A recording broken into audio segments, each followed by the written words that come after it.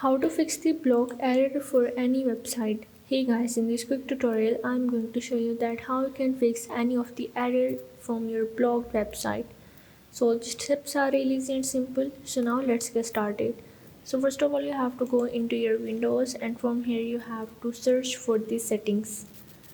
Now once you are in the settings, here you have to go in the Windows update and make sure that if there is any update, and if it is not, from here you just have to pause it and you can also check for the updates. And after checking on the updates of your Windows, you have to again go in the window and here you have to search for the firewall and network protection.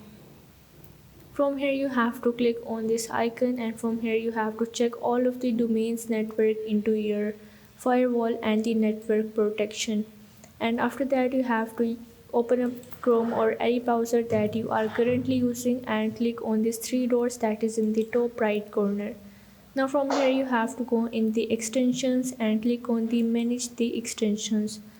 Now from here you have to check out all of your extension and you have to remove any of the unnecessary extension if there is any. You just have to click on this remove icon and just have to remove it. And after that you just have to restart your computer and you are able to fix the blocked error for any website.